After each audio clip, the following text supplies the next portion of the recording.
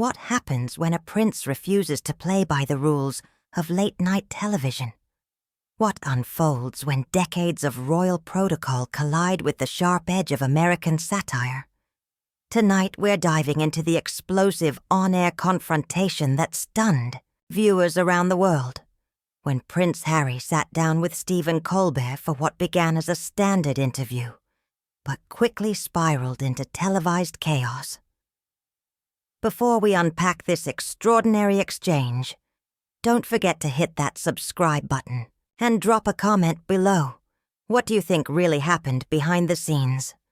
The setup, the atmosphere at the Late Show was business as usual. Stephen Colbert, ever the professional, straightened his tie and skimmed his cue cards one last time. Meanwhile, backstage, Prince Harry waited in the green room, flanked by his security team. It wasn't his first American interview, but this one felt different. As the show's theme music blasted through the Ed Sullivan Theater, Colbert launched into his opening monologue with his signature blend of humor and political jabs. The audience laughed on cue, unaware they were minutes away from witnessing something far more than entertainment. The interview begins. When Colbert finally introduced his royal guest, the crowd erupted. Prince Harry strode onto the stage with practiced charm, smiling and waving before taking his seat. The first few minutes were smooth. Colbert asked about Harry's life in California, his charitable work, and his recent projects. The prince offered polite, carefully curated responses, just enough to charm the crowd without giving too much away. But Colbert, a master of pivoting from comedy to confrontation, soon shifted gears. The tension builds. He brought up the monarchy's place in a modern world, touching on institutional reform, public controversies, and recent scandals. Harry's tone grew more measured. His posture stiffened. The prince was entering territory where every word mattered. Then came the moment of impact. Colbert asked bluntly about the financial details behind Harry and Meghan's exit from royal duties. He cited figures, security costs, real estate arrangements, business ventures.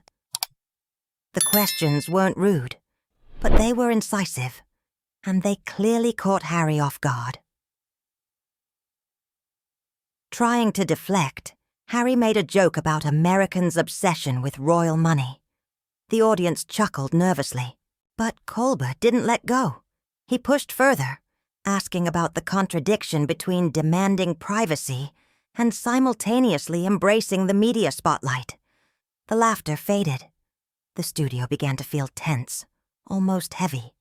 The flashpoint. And then it happened. Harry snapped just slightly. He challenged Colbert, asking whether the host really understood the complexity of the decisions he and Meghan had made. It wasn't hostile, but it was a noticeable shift. The prince had broken from his usual restraint. Colbert sat up straighter.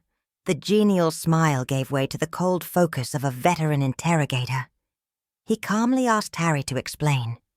What exactly didn't the public understand? What complexity was being missed? The question wasn't just rhetorical. It was a challenge, and Harry was cornered. The crack appears. Elaborating risked revealing too much. Backing off risked looking evasive. He chose to push forward. Harry spoke about cultural misunderstandings, about institutional pressures unique to the monarchy. He insisted that the American press, while thorough, often failed to grasp the nuance of royal life. Colbert saw the opening and moved in. He asked for examples. He pressed for specifics. The questions seemed fair, even sympathetic, but they were surgical, designed to peel back Harry's public persona, layer by layer. The audience was dead silent now. No laughter, just tension. The collapse. Harry's answers came quicker, less measured. The calm, collected royal exterior began to fray. He made vague references to confidential conversations, hinted at behind-the-scenes negotiations, cited forces the public couldn't possibly understand. Confusion crept in. The audience didn't know what to make of the half-revealed details. Colbert did. Years of grilling presidents and prime ministers had trained him to read the body language of discomfort. He recognized that Harry was off script, and instead of retreating, he leaned in. This wasn't just an interview anymore. This was history being made, live, raw, and completely unscripted. The next question landed like a thunderclap. Colbert leaned in, his voice calm, but cutting. How do you reconcile condemning media intrusion while actively engaging with it? Through interviews, documentaries, memoirs. His tone remained casual, but there was a deliberate edge, a signal that he wasn't looking for another polished sidestep. He wanted substance. The audience held its breath as the camera caught a flicker of red creeping up Prince Harry's neck. For a split second, Harry hesitated. His eyes darted toward the wings, where his team watched in mounting unease. When he turned back, something in him had shifted. The polished prince was slipping away, replaced by a man visibly wrestling with the weight of his own contradictions. Then came the snap. "Have you ever lived under that microscope?" he fired back. "Do you know what it's like to be born into scrutiny you never asked for? To have every decision, every mistake, dissected by people who have never met you?" There was no anger in his voice. Yet.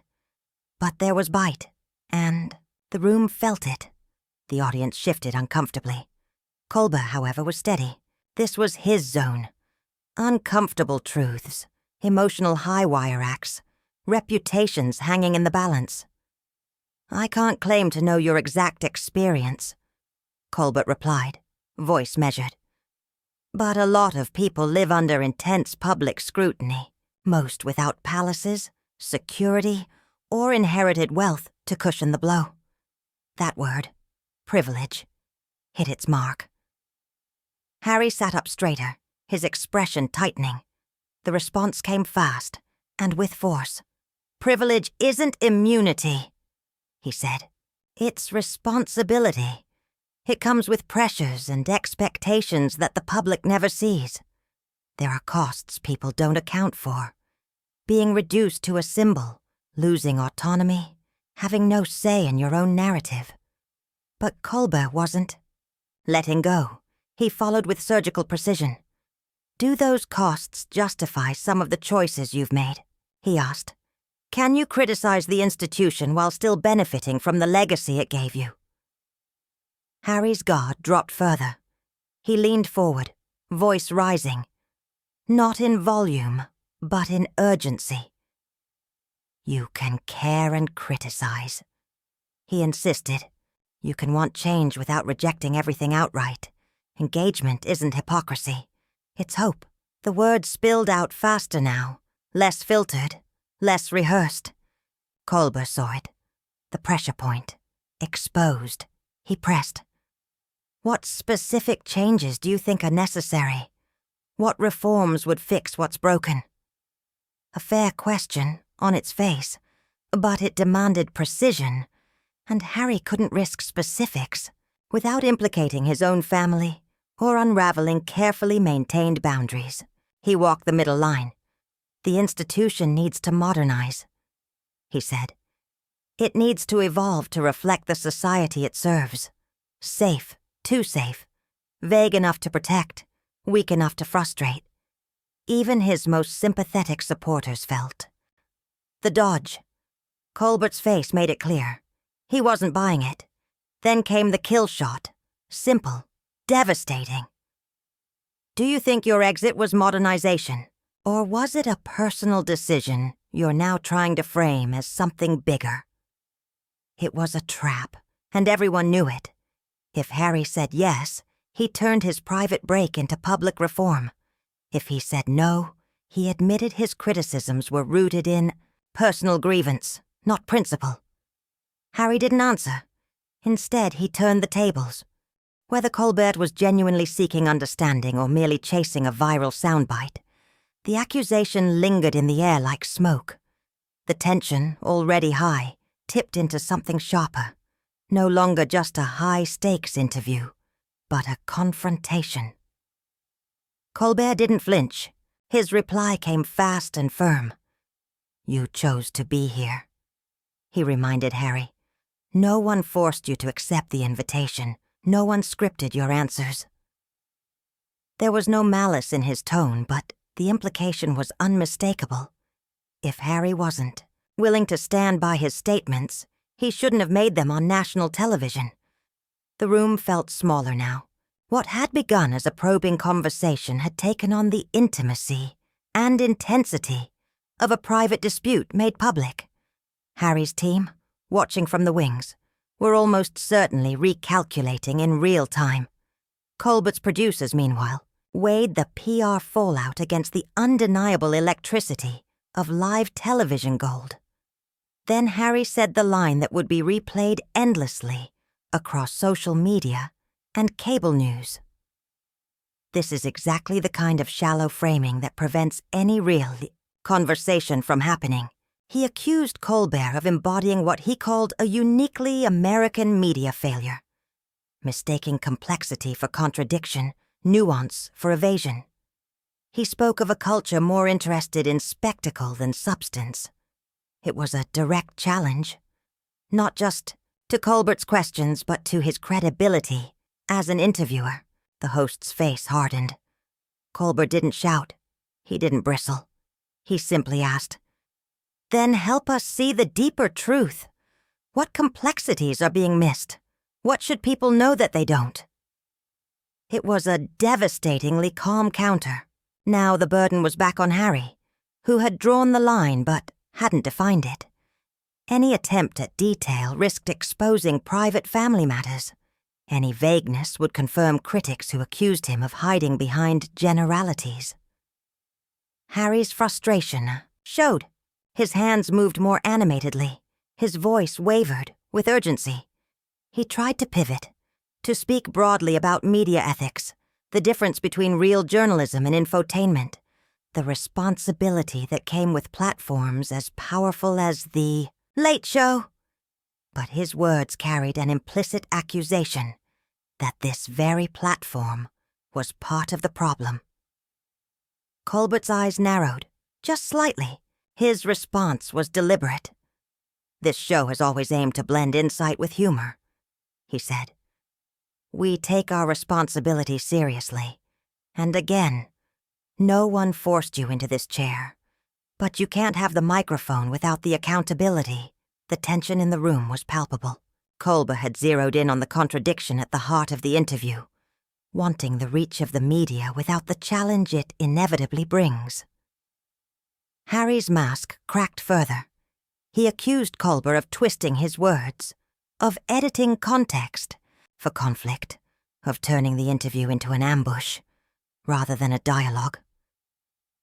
His voice rose, the composure that marked the beginning of the segment giving way to something raw and personal.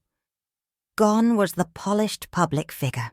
In his place stood a man who felt cornered, outmaneuvered, and exposed. Colbert, however, remained steady. "We're recording everything," he said coolly. "The viewers will decide for themselves. If you feel misrepresented, maybe the issue isn't the questions, but the contradictions in the answers." The line hit Harry like a body blow. He leaned forward, finger pointed, voice trembling, with real anger. This is what's wrong with your media culture. It's not about truth. It's about performance. And yet in that moment, both men were performing. For different truths, for different audiences, and with reputations hanging in the balance. Colbert calmly reminded Harry that every question he'd asked stemmed directly from the prince's own public statements. Nothing had been off-limits or unexpected. If Harry wasn't prepared to discuss positions he had already made public, Colbert noted, perhaps he shouldn't have aired them in the first place. That observation seemed to shatter something in Harry's composure. He stood abruptly, the suddenness of the movement silencing the studio. For a moment, he loomed over Colbert's desk, barely containing his fury. When he spoke, the veneer of diplomacy had vanished. He accused Colbert of being a bully, of hiding behind the guise of journalism, while using his platform to humiliate rather than inform. He called the host's reputation for intelligent discourse a polished facade, masking a petty, vindictive personality. The attack was deeply personal, crossing an unspoken line that rarely gets tested on late-night television. For the first time in the exchange, Colbert looked genuinely shocked. The veteran broadcaster had faced difficult guests before, but never one who launched such a pointed public assault during a live taping. Still, Colbert quickly composed himself. Decades of live television experience kicked in. His response was calm but unyielding. Harry was welcome to disagree, he said, but personal attacks were neither necessary nor appropriate. If Harry couldn't continue the conversation civilly, perhaps the interview should end. That suggestion only inflamed the prince further. He fired back, accusing Colbert of trying to silence him, of manipulating the narrative and threatening to shut down the discussion the moment it became uncomfortable. His voice trembled with emotion as he declared this was exactly the kind of institutional bullying he had sought to escape by leaving royal life. The irony of that claim seemed lost on him. The conversation had spiraled far beyond anything salvageable. Harry, visibly unraveling, began venting frustrations that had clearly built up over years. He spoke of being misunderstood, of having his motives questioned, of being trapped by shifting public expectations.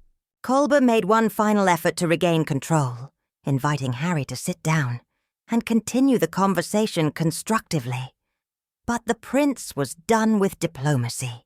He accused Colbert of using false courtesy to mask further aggression.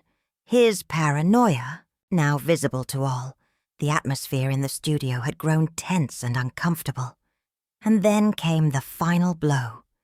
Harry claimed that Colbert's entire career had been built on tearing others down, that his success came not from insight or talent, but from making accomplished people look foolish. The jab was so bitter, so transparently unfair, that even those initially sympathetic to Harry began to recoil.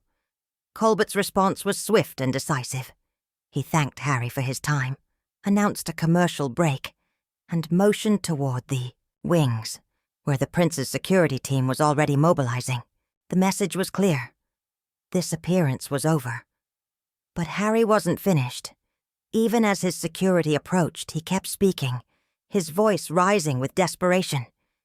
He accused Colbert of cowardice, of hiding behind camera cuts and handlers instead, of facing real criticism. His words echoed through the stunned studio, as his team gently but firmly escorted him off the stage. The final image before the break was seared into the minds of everyone watching. Prince Harry, still animated and agitated, being led off stage as Colbert sat in stunned silence. The contrast between the host's composed professionalism and Harry's unraveling had become the defining visual of a moment that would be replayed and analyzed for days.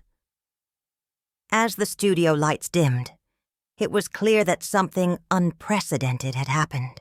Years of carefully curated public image had crumbled in one combustible interview, raising uncomfortable questions about judgment, temperament, and the man behind the image. So what really pushed Prince Harry over the edge in this moment? Was it Colbert's steady line of questioning, or a deeper, long-brewing resentment finally erupting on camera? Let us know what you think in the comments, and don't forget to subscribe for more dramatic, behind-the-scenes stories like this one.